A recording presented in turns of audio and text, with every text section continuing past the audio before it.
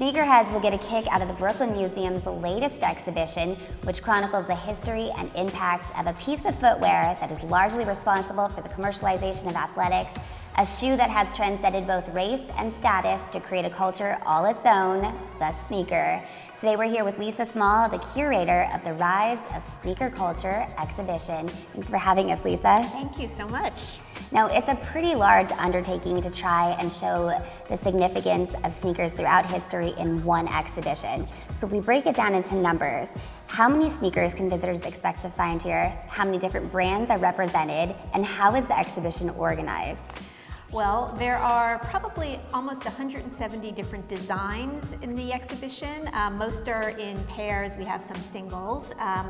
We have every major brand represented for sure. I mean, there are, probably the top 5 brands, a lot of Nike, Reebok, Puma, and so forth, a lot of lesser brands as well. So we've got the whole kind of, all the important brands are covered here in the exhibition. And the show is really, it's a historical look at this form of footwear, and it's divided into 6 thematic sections. So we're sitting here in the first section called Innovation, which looks at all of these amazing technological advancements in materials and so forth. And then the rest of the exhibition sort of walks through chronologically, going back to the 19th century and ending up with some amazing designer collaborations today. Now, there's one brand in particular that comes to mind when I think of sneakers, and that's Nike. Yes. And in fact, an entire section of the exhibition is dedicated to chronicling the evolution of arguably the most iconic shoe of all time, the Air Jordan. So what is it about this particular shoe that makes it stand out so much in sneaker culture? Absolutely. Well, the Air Jordan, as you say, is the most iconic shoe, probably, arguably, in sneaker culture. And it just really speaks to, when it first came out in the mid-'80s, what has become this explosion of, the connection between, or the culmination really, of the connection between great athletic prowess and the cult of personality around an amazing sports figure like Michael Jordan, and the shoes that were developed, of course, for him in terms of performance, what he needed on the court, but then became fashion staples as everyone wanted to be like Mike, whether it was on the court or just, looking fashionable. Now, beyond athletic brands like Nike and Adidas, you also have several very high-end designers here, which sort of speaks to what you were saying, how it transcended from sportswear into fashion. Can we talk a little bit more about when that transition started to happen? Well, that's a really important narrative in the exhibition. The fact that sneakers began being associated with athletics, performance footwear, and associated with professional athletes and so forth, but probably in the the early 70s, with the advent of the me generation, is probably the first inkling of when it became kind of a fashion staple. When Nikes first came out with their Cortez, and it became, there are pictures of Farrah Fawcett wearing them, and so it became kind of a fashion item as well.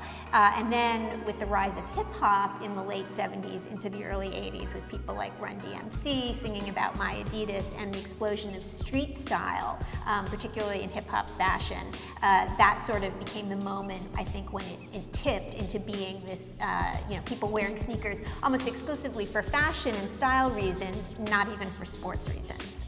So where did all of the shoes that are on display come from, and which one would you say is the most coveted among collectors? Oh boy, well, the second question there is almost impossible to answer. I can tell you that the shoes were gathered together from a variety of sources, a lot of private collectors.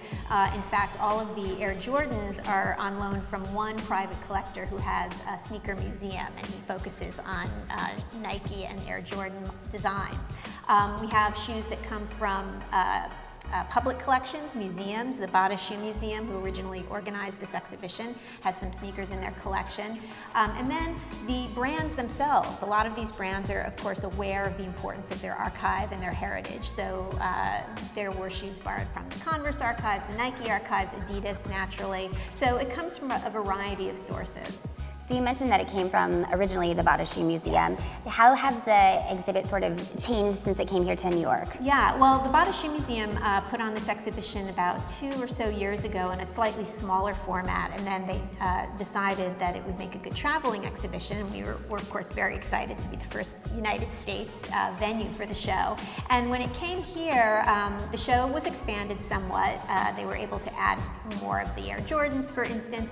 We sort of added a few more of recent designs, designer collaborations, as well as really worked on filling out the exhibition, the installation, which you can see with sneakers hanging and a lot of videos, and kind of make it a real multimedia sort of experience. So you mentioned the sneakers hanging on the wire, and we've all been trying to guess what is the significance of that when you see it in a neighborhood. Right. Well, it's very interesting. I mean, one of the reasons we wanted to do that is, we were thinking about, because we're an art museum, and we're looking at this designed object, but we were thinking about ways people see sneakers in culture out in the world. You see them on people's feet, but if you live in any urban environment, no doubt you have seen a pair of sneakers hanging from a power line or a telephone line and wondered, what's up with that. And most people associate it with some form of criminality. It's thought to be a gang sign, or a sign of drugs being dealt in a neighborhood, and that there is truth to that. There has been that association. But in doing a little more research, we realized that in different parts of the world, and even here in the States, there are different meanings that are attached to that, and some are very celebratory. People throwing a pair of old shoes, their old sneakers up over the wires when they get new ones, when they graduate high school, when they, to mark a passage or an important moment in their life. So there are sort of celebratory reasons, and we just thought it was an interesting way, again, to present another visual way that shoes are seen, sneakers are seen in culture. And we kind of played around with it a bit, because what we put on our wires are very high-end designer sneakers that we borrowed. Not exactly your throwaway pair. No, these are not shoes that you would throw away. So no, I'm actually married to a guy that would be considered a sneakerhead. He buys shoes that he never takes out of the box because they're special or limited edition. Oh, so he's serious. Yeah, he buys shoes in sizes that he can't even wear because it's the last pair left. Right. And it seems to be one of the only things in men's fashion that has this really passionate cult following. Why do you think that is? Well, that's also really interesting. And first I have to say, I hope your husband comes to see the exhibition, because he would certainly like it. I mean, one of the important things about this exhibition was meant to show precisely how sneakers have become such an important part of the masculine wardrobe. I mean, historically, sneakers and the popularity of sneakers have emerged from two very hyper-masculine sorts of arenas: professional sports, and then certainly the rise of hip-hop early on was very male-dominated. And I think that sort of in the early 80s, as this exhibition theorizes, when we had the advent of casual Fridays, right? When men previously had a uniform that signified success in the business world. You wore a suit, you wore dress shoes, and everybody knew, what that meant. And then when casual Fridays came along, and men were sort of forced to think, okay, well, if I can't wear my suit, what do I wear to express my individuality, to show my style allegiance, or something like that? And sneakers became this locus precisely because they were already so hyper-masculine that men felt that they could wear them and sometimes really flamboyant, colorful, crazy designs without threatening their masculinity. So it was a way for men to enter the fashion system in a way traditionally that women have always been, with changing designs, and you've got to get the new thing, without being, looked askance at for some reason. They were, it was a very masculinized shoe already. So a lot of sneaker collectors justify their pricier purchases by claiming an increased resale value. But what actually makes a sneaker a valuable collectible? Well, it's a lot of factors that go into it. I mean, it's the rarity. First of all, there are some sneakers that are released in extraordinarily limited editions. We have a couple of sneakers on view here that were part of very exclusive sort of friends and family deals. The LeBron James Stewie Griffin sneaker, for instance, there were only about 25 of them made. So right away, that's an extremely rare and highly coveted sneaker. And then sometimes it has to do with the associations of the sneaker. Adidas Superstar, which became, which first was released in 1969, but became so popular, again, with early hip hop and particularly Run-D.M.C. in they released a 25th year edition of it, an anniversary edition, and that became very popular, again, because of its associations with Run-D.M.C. So I think there are a lot of factors, but I'd have to say that exclusivity is probably, as with most things, something that really drives that kind of desire. So if you are the lucky owner of one of these pairs of sneakers, what's the best way to preserve them? Well, in fact, the exhibition catalog has a whole chapter written by the Bata Museum's conservator that discusses exactly how you should take care of your shoes and the problems. Older rubber can crack, and there's a lot of ways these shoes can degrade. So, I think a real sneaker collector would tell you, keeping them fresh in the box, as your husband probably knows, is a great way to, to keep them pristine. For people that actually wear their sneakers, I know keeping them clean, even in those circumstances, is very important. Cleaning them with a toothbrush, making sure that the soles remain pristine and white. But I guess, as with most things, not handling them or touching them is probably the best way to keep them in good condition. Since a lot of the shoes did come from private collectors, did you find that it was hard for them to give up their shoes?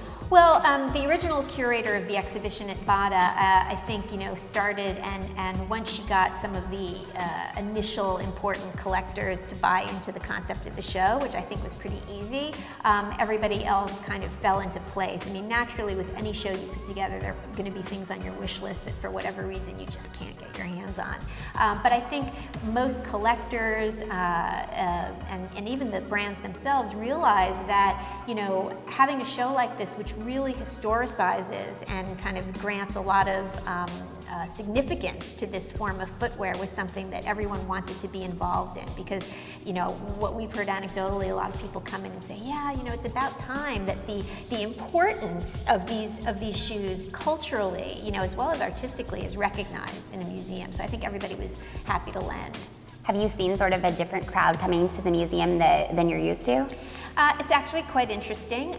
This show has a very wide demographic appeal. We knew that sneakerheads naturally would come and see it for sure. But I've been seeing a lot of families come in, and that's always fun, because you have the parents who point out shoes like, I remember when that shoe came out, and they're showing their little kids, or vice versa. You have older kids saying, to their parents, this is what's really hot right now. And a lot of women. That's the other surprising thing. We sort of knew that there'd be, stereotypically speaking, a lot of men come to the show, but we're seeing a lot of women too. So here at the Brooklyn Museum, we tend to have a very young demographic, so in that sense it's not different, but this show has a really wide appeal, and we're thrilled about that. So how long is the exhibition going to be here at the Brooklyn Museum, and where is it heading to next? It is going to be here at the Brooklyn Museum until October 4th, and after this venue, it's going to 3 more museums in the United States. It's going to Toledo, it's going to the High Museum in Atlanta, and it's going to the Speed Museum in Louisville, Kentucky. So people have a number of opportunities to see it. But come to Brooklyn.